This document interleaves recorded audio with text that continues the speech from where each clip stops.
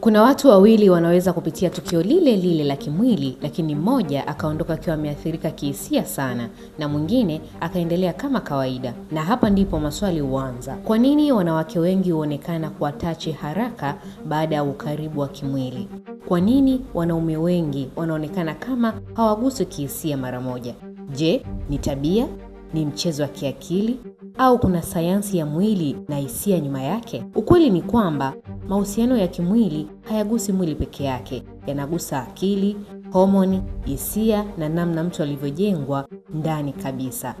Leo kwenye Hidden Gold Insight tunafungua moja ya siri kubwa ambazo watu wengi huzipitia lakini wachache huzielewa. Wakati wa ukaribu wa kimwili, mwili wa binadamu hutoa homoni mbalimbali zinazobadilisha namna tunavyohisi. Homoni kama oxytocin, dopamine, vasopressin zina mchango mkubwa sana katika attachment ya kimwili. Kwa mwanamke, oxytocin mara nyingi hutolewa kwa kiwango kikubwa zaidi. Hii ndiyo homoni inayojulikana kama bonding hormone, na kazi yake ni kuongeza ukaribu, kujenga uaminifu na kuunda hisia ya kuunganishwa kihisia. Ndiyo maana mwanamke anaweza kuanza kuhisi siwezi tena kumwona mtu huyu kama mtu wa kawaida. Lakini kwa mwanaume, mara nyingi dopamine, homoni ya raha na msisimko, huwa na nguvu zaidi mwanzoni. Ndiyo maana mwanaume anaweza kufurahia tukio bila kuingia haraka kwenye attachment ya kina kihisia. Lakini hapa ndipo wengi hukosea. Hii haimaanishi kwamba wanaume hawapendi kwa dhati. Mara nyingi attachment ya mwanaume hujengwa polepole zaidi, lakini ikishakomaa inaweza kuwa nzito sana. Ndiyo maana wanaume wengi wakiumia kihisia wanaweza kuchukua muda mrefu sana kupona. Na pia jamii imechangia tofauti hizi. Wanawake wengi wamelelewa kuona ukaribu wa kimwili kama sehemu ya usalama wa kihisia,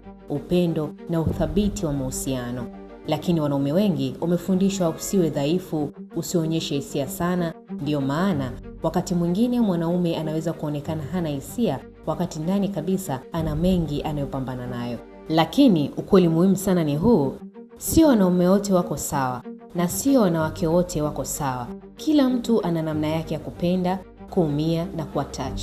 Lakini kwa ujumla, wanawake wengi huunganisha ukaribu wa kimwili na kihisia kwa haraka zaidi, wakati wanaume wengi huanza kwanza na mvuto wa kimwili kabla ya attachment ya kihisia kujengeka. Na ndiyo maana mawasiliano na uelewa ni muhimu sana katika mahusiano, kwa sababu mwisho wa siku mahusiano ya kimwili si jambo la kimwili pekee, ni muunganiko wa mwili, akili, hisia na wakati mwingine maisha yote ya mtu.